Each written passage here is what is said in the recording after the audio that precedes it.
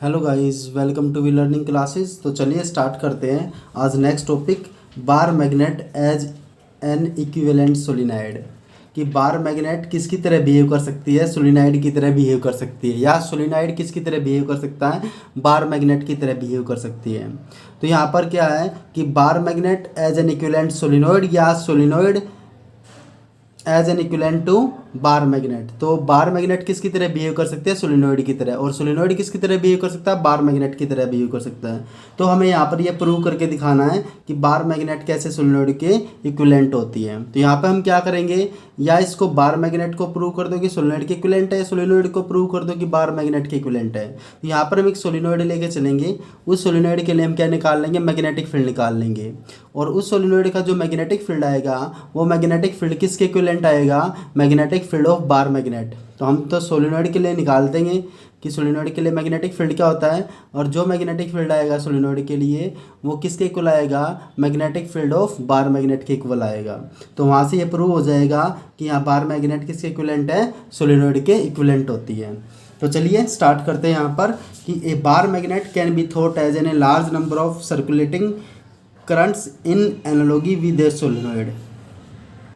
तो यहाँ पे क्या करें, a bar magnet can be thought as of, कि उसको मान सकते हैं कि एक large number of circulating current, कि उसके अंदर क्या है, large number of circulating current elements हैं। कि मान लो पूरा सोलिनॉइड ऐसे सोलिनॉइड सिलेंड्रिकल शेप में होता है, उसमें ऐसे ऐसे जो सर्कल्स होंगे उसको हम क्या मान लेते हैं, बहुत सारे सर्कुलेटिंग एलिमेंट्स मान लेते हैं कि उसके अंदर large number of circulating elements हैं, उसके अंदर क्या large number of circulating current elements हैं। और वो किसके वो क्या होता है, एनालॉजी विद ए सोलिनॉइड। तो to describe similarity of current carrying solenoid, यहाँ पे सिमिलरिटी डिस्क्राइब करने किसके बीच में, करंट कैरिंग सोलिनॉइड के साथ विद बार मैग्नेट की। तो बार मैग्नेट और सोलिनॉइड के बीच में क्या डिस्क्राइब करनी है, हमें यहाँ पर सिमिलरिटी डिस्क्राइब करनी है। तो उसके लिए हम क्या करते हैं, we calculate axial field of finite solenoid carrying current. तो यहाँ पे हम क्या निकाल लेते हैं, सोलिनॉइड के लिए क्या निकाल लेते हैं, उसका एक्सियल फील्ड निकाल लेते हैं एक्सियल पॉइंट पे, कि जो उसका एक्सियल पॉइंट पे क्या निकाल लेते हैं, सोलिनॉइड की एक्सियल पॉइंट पे क्या निकाल लेते हैं, मैग्नेटिक फील्ड निकाल लेते हैं। और वो मैग्नेटिक फील्ड किसके इक्वल आ जाएगा, magnetic field of bar magnet के इक्वल आ जाएगा। इसका मतलब क्या, सोलिनॉइड किसके इक्विवेलेंट हो जाएगा, बार मैग्नेट के इक्वल हो जाएगा। तो सबसे पहले हम यहाँ पे क्या करेंगे, एक सोलिनॉइड ले लेते हैं, कि हमने यहाँ पे क्या किया, एक सोलिनॉइड ले लिया।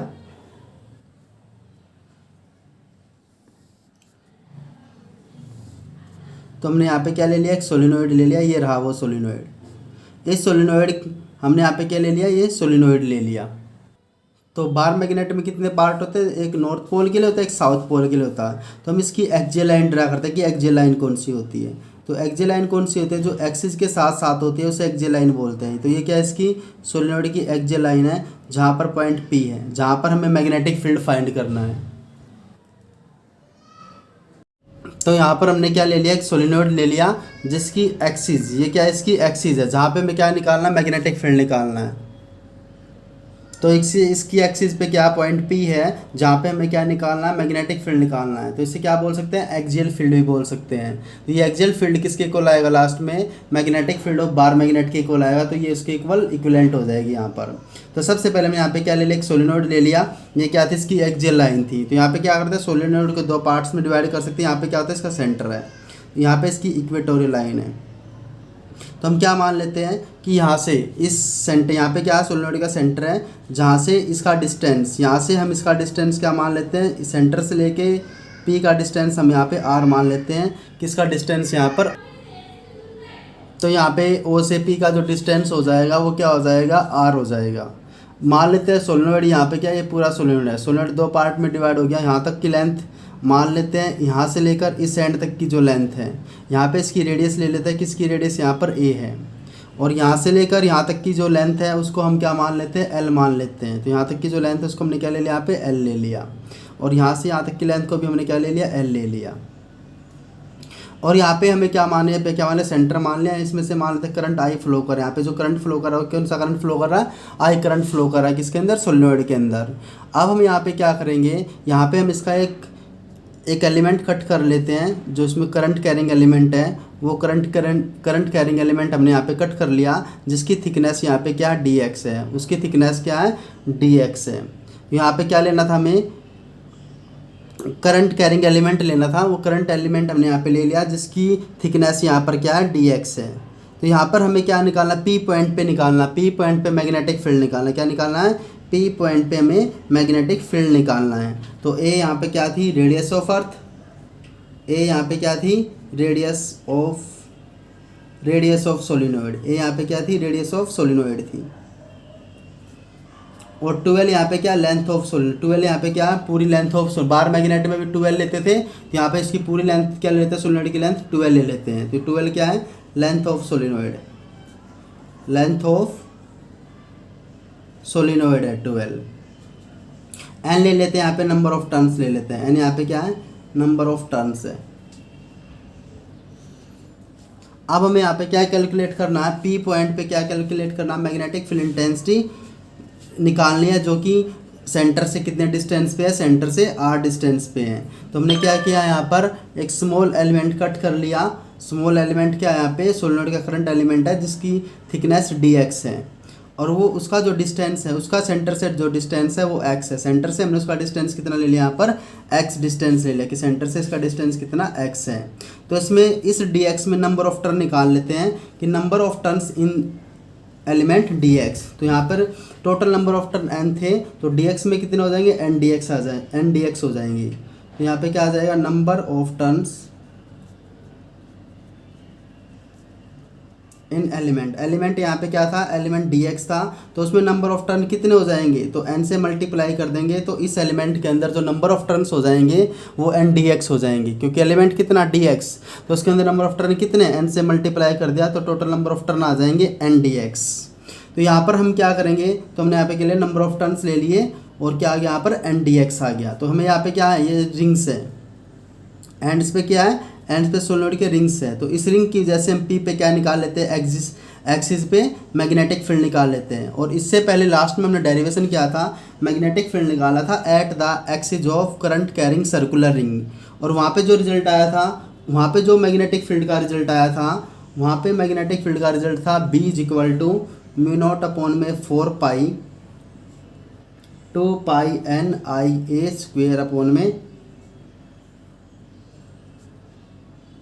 x² + a² 3/2। तो हमने लास्ट जो इसका फर्स्ट चैप्टर था, फर्स्ट चैप्टर में मैग्नेटिक फील्ड निकाला था at the axis of current carrying circular loop. तो वहाँ पे जो मैग्नेटिक फील्ड का फॉर्मूला था ये आया था। तो यहाँ पे भी हम क्या ले लेते हैं, ये ले लेते हैं कि हमने क्या किया, सर्कल में इसका एलिमेंट कट किया है सोलिनोइड का, उसकी वजह आप क्या, सर्कुलर रिंग है, और ऐसे ऐसे सर्कुलर रिंग कितनी है, इसके अंदर n सर्कुलर रिंग्स है जिससे सोलिनोइड बना हुआ है।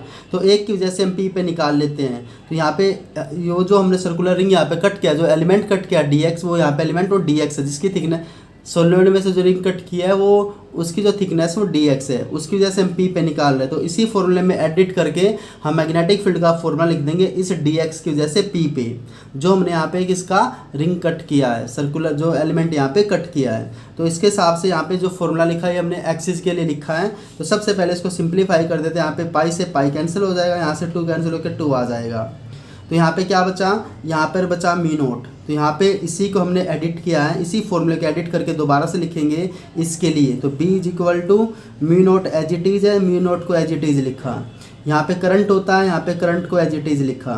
यहाँ पे a² होता था, यहाँ पे a² को एज इट इज़ रखा। यहाँ पे क्या होता था, n नंबर ऑफ टर्न्स होते थे, लेकिन यहाँ पे नंबर ऑफ टर्न्स किस में, जो थिकनेस हमने कट की है, जो हमने यहाँ पे एलिमेंट कट किया dx, उसमें नंबर ऑफ टर्न कितने, n dx। यहाँ पे नंबर ऑफ टर्न n होते थे, तो यहाँ पर हमें क्या निकालना है, नंबर ऑफ टर्न निकालना है, वो भी किसमें, dx एलिमेंट में, जिसकी थिकनेस dx है। तो यहाँ पे n की जगह क्या लिखेंगे, n dx इकट्ठा लिख देंगे यहाँ पे n dx। तो यहाँ पे n dx इकट्ठा आ जाएगा करंट एलिमेंट में कितने नंबर ऑफ टर्न है, अपॉन में वहाँ पे 2 होता था, तो 2 को एज इट इज लिखेंगे। यहाँ पे क्या होता था, वहाँ पे x² + के a² होता था, वहाँ पे क्या होता था, x² + के a² होता था। वहाँ पे क्या होता था, x² होता था, जो कि डिस्टेंस होता था सेंटर से P का। लेकिन यहाँ पर हमें क्या कर रखा है, हमने यहाँ पर वहाँ सेंटर से P का डिस्टेंस वहाँ पे x होता था, लेकिन हमने जो करंट कैरिंग एक सर्कल में जो रिंग कट की है यहाँ पे, जिसकी थिकनेस dx है, वो पहले से ही x डिस्टेंस पे है, सेंटर से x डिस्टेंस पे है। तो इसकी वजह से हम P पे निकाल रहे हैं, इसकी वजह से कहाँ पे निकाल रहे हैं, P पे निकाल रहे हैं। तो इससे लेकर यहाँ तक का डिस्टेंस पुट करना है, dx से लेकर P का डिस्टेंस पुट करना है। तो dx जो हमने यहाँ पे इसका रिंग कट किया किया है सोलिनॉइड का, उसकी जैसे पी पे निकालना है, तो उसकी इसकी वजह से निकालना हमें पी पे, तो डिस्टेंस इसके और इसके बीच का चाहिए, तो हमें सेंटर के बीच का डिस्टेंस पता है इतना आर है। अगर आर में से एक्स को माइनस कर दो तो इनके बीच का डिस्टेंस आ जाएगा। तो आर में से अगर एक्स को माइनस कर दूँ तो इनके बीच का डिस्टेंस आ जाएगा। तो जहाँ पर एक्स स्क्वायर लिखते थे यहाँ पे क्या लिखेंगे, आर माइनस एक्स का स्क्वायर लिखेंगे, आर माइनस एक्स का होल स्क्वायर, क्योंकि एक्स स्क्वायर वहाँ पे और पी का डिस्टेंस होता था, लेकिन यहाँ पे एलिमेंट हमने एक्स डिस्टेंस पहले ही ले रखा सेंटर से, तो अब इसके और उसके बीच का डिस्टेंस चाहिए, तो आर में से एक्स माइनस कर देंगे तो ये आ जाएगा। तो एक्स की जगह क्या लिखोगे, पूरा लिखोगे आर माइनस एक्स का होल स्क्वायर, फिर प्लस में ए स्क्वायर होता था, यहाँ पे भी क्या लगा दें, प्लस में ए स्क्वायर, और पावर 3/2 होती तो पावर लगा दी यहाँ पे 3/2। तो यहाँ पे मैग्नेटिक फील्ड को मॉडिफाई करके लिख दिया इस करंट एलिमेंट जिसकी थिकनेस dx है उसकी अकॉर्डिंग, किसका यूज करके, जहाँ पे मैग्नेटिक फील्ड निकाला था एक्सिस ऑफ सर्कुलर रिंग पे निकाला था, उसी फॉर्मूले को यहाँ पर मॉडिफाई कर दिया और हमारे पास फॉर्मूला क्या आ चुका है, ये फॉर्मूला आ चुका है। अगर यहाँ पे जो डिस्टेंस है, यहाँ पे p का डिस्टेंस क्या कर दिया जाए, लार्ज कर दिया जाए, p का डिस्टेंस क्या कर दिया जाए कि p लार्ज डिस्टेंस पे है, सेंटर से लार्ज डिस्टेंस पे है, तो इसका मतलब क्या होगा, r की वैल्यू ग्रेटर देन हो जाएगी, क्योंकि p का डिस्टेंस सेंटर से r है। अगर p पॉइंट को लार्ज डिस्टेंस पे ले जाए तो r इंक्रीज कर जाएगा, तो वो r इस x से भी ज़्यादा होगा, इस x के कंपैरिजन में, और इस रेडियस से भी ज़्यादा होगा। तो r को अगर लार्ज डिस्टेंस कर दे, बहुत ज़्यादा डिस्टेंस इंक्रीज कर दे r को, तो वो r x से भी ज़्यादा हो जाएगा और a से भी ज़्यादा हो जाएगा। तो यहाँ पे x स्क्वायर को, x वाले टर्म को और a वाले टर्म को नेगलेक्ट कर देंगे। यहाँ पर क्या लिखेंगे कि जो r है, यहाँ पे क्या लिखेंगे, if p point lie, if point p lie at large distance, अगर लार्ज डिस्टेंस पे हो जाए तो p का डिस्टेंस सेंटर से क्या होता था, r होता था, तो यहाँ पे r भी क्या हो जाएगा, ग्रेटर देन x के से भी ज़्यादा हो जाएगा और ग्रेटर देन रेडियस से भी ज़्यादा हो जाएगा। तो x और a वाली टर्म को नेगलेक्ट कर देंगे। तो यहाँ पर हम क्या करेंगे, यहाँ पे x ये रहा, इसको भी नेगलेक्ट कर देंगे, a स्क्वायर को भी नेगलेक्ट कर देंगे। तो यहाँ पर इस x स्क्वायर वाली टर्म को नेगलेक्ट करेंगे, a स्क्वायर वाली टर्म को नेगलेक्ट करेंगे, तो यहाँ पे क्या बचेगा, r की पावर, एक तो बचेगा r का स्क्वायर बचेगा क्योंकि r ब्रैकेट के अंदर है, तो यहाँ x वाली टर्म नेगलेक्ट होगी, a स्क्वायर वाली टर्म नेगलेक्ट होगी, यहाँ पे क्या बचा, r का स्क्वायर और पूरी ब्रैकेट के ऊपर 3/2 बचा। यहाँ पे दोबारा से लिखेंगे तो एक्स स्क्वायर, ये x नेगलेक्ट हो जाएगा, a स्क्वायर नेगलेक्ट हो जाएगा, तो r का स्क्वायर उसके ऊपर पावर कितनी बचेगी, 3/2, बाकी को एज इट इज़ लिखेंगे। तो ये था स्मॉल में पहले हमने निकाला था, थोड़े से एलिमेंट की जैसे निकाला था ना, dx के एलिमेंट की जैसे निकाला था, कहाँ पे p पॉइंट पे थोड़ा सा मैग्नेटिक फील्ड आएगा और स्मॉल मैग्नेटिक फील्ड को db से रिप्रेजेंट करते हैं, तो ये db की वैल्यू है, यहाँ पे भी किसकी वैल्यू है, db की वैल्यू है, क्योंकि ये क्या है, स्मॉल, हमने क्या लिया था, स्मॉल एलिमेंट कट किया था, सर्कुलर स्मॉल एलिमेंट कट किया था जिसकी थिकनेस क्या थी, dx थी। अब स्मॉल की जैसे p पे निकालोगे पूरे सोलिनॉइड के लिए से, तो टोटल मैग्नेटिक फील्ड b आ जाएगा। स्मॉल की जैसे निकालोगे तो क्या है, db आया, तो db के लिए ये फॉर्मूला आया, फिर db के लिए ये फॉर्मूला आया। तो हमारे लिए यहाँ पर db का जो फॉर्मूला आ जाएगा, कि जो db का फॉर्मूला वो क्या आ जाएगा, मी नोट एज इट इज़ रहेगा, जैसे वहाँ पे था, i एज इट इज़ रहेगा, A square as it is रहेगा, N D X as it is रहेगा, अपॉन में 2 था, 2 एज इट इज़ रहेगा। तो यहाँ पे r क्या था, r स्क्वायर बचा था और उसकी पावर 3/2 बची, तो इससे ये कैंसिल हो जाएगा। तो यहाँ पे db की वैल्यू आ जाएगी, तो db की वैल्यू कितनी आ जाएगी, mu naught I A square N D X upon में 2r³। तो यहाँ पे ये हमारे पास स्मॉल मैग्नेटिक फील्ड हमारे पास ये आ जाएगा। तो यहाँ पर हमें क्या निकालना है, टोटल मैग्नेटिक फील्ड निकालना है। तो total magnetic field, total magnetic field के लिए यहाँ पे क्या करेंगे, इंटीग्रेशन करें। टोटल मैग्नेटिक फील्ड निकालना है for range of x, from range of x के लिए, फ्रॉम कहाँ से कहाँ तक, x की जो लिमिट पुट करेंगे यहाँ पर इंटीग्रेशन की -L टू x की वैल्यू +L तक पुट करेंगे। वैसे तो टोटल लेंथ की 12 थी, तो यहाँ पे जो x की वेरिएशन होगी, हमें dx क्या था, सेंटर से dx का डिस्टेंस था, तो 0 से उधर तो क्या हो जाएगा, माइनस में L हो जाएगा, और इधर क्या राइट में क्या हो जाएगा, 0 से इधर प्लस का L हो जाएगा। तो x की जो वेरिएशन दिखाएंगे -L से +L दिखाएंगे, क्योंकि यहाँ पर जो इंटीग्रेशन की लिमिट पुट करेंगे, टोटल लेंथ तो L है, लेकिन x की जो लेंथ है, x जो डिस्टेंस किस तरफ था, सेंटर से इस तरफ x था, तो x की वैल्यू यहाँ से लेकर इस साइड में अगर राइट में जाएगी एक्स की वैल्यू यहाँ 0 से लेकर एल तक जाएगी।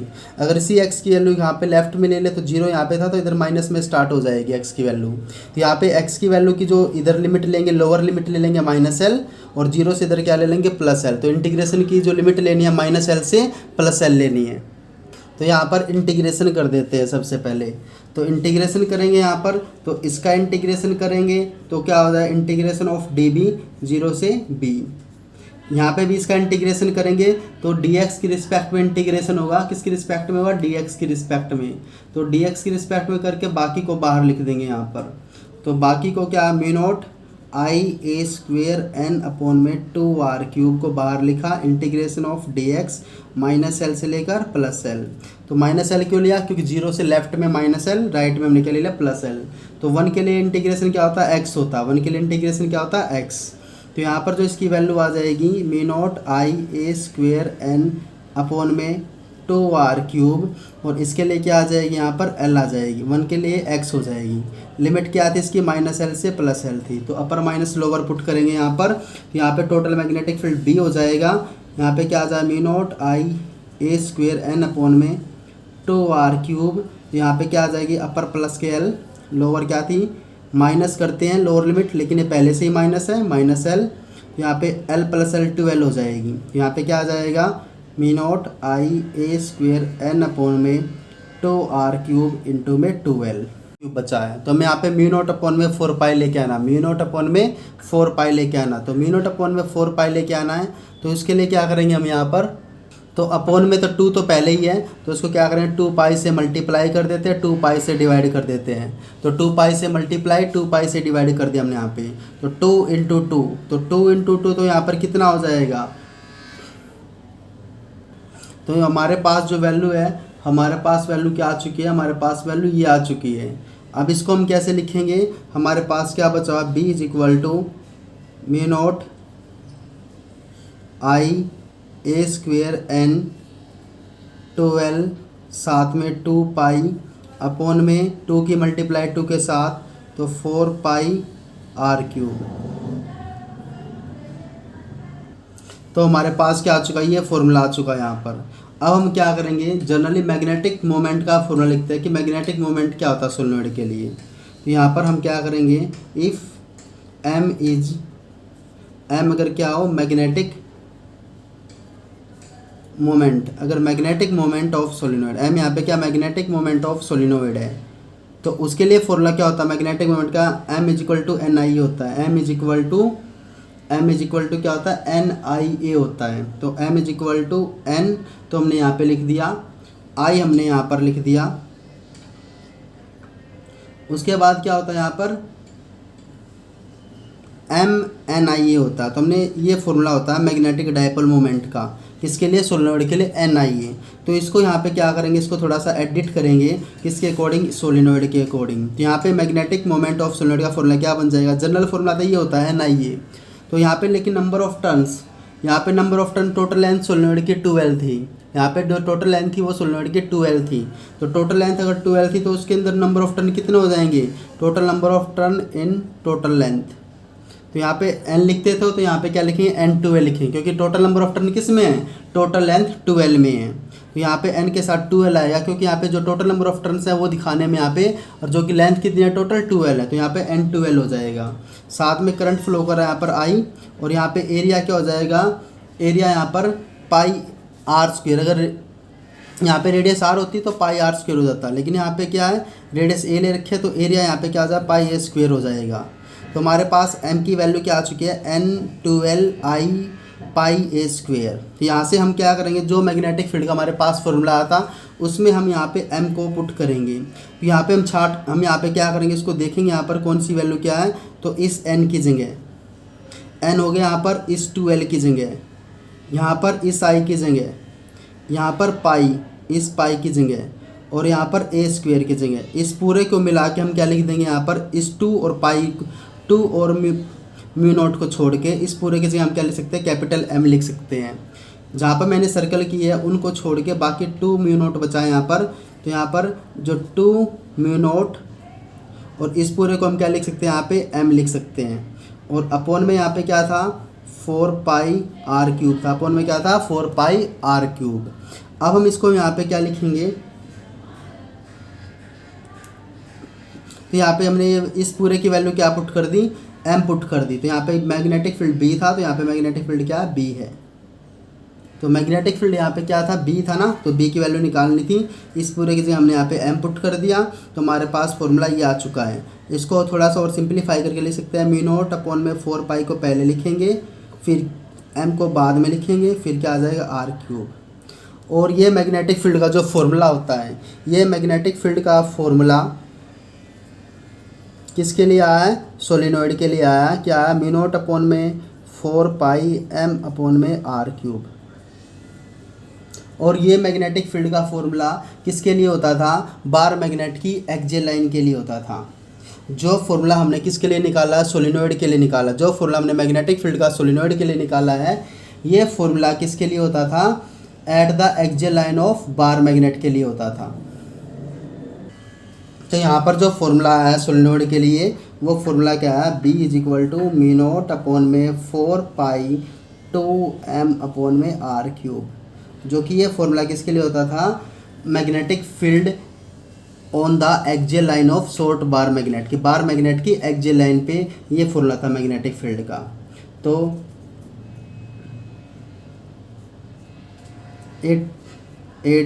It is also for magnetic field on the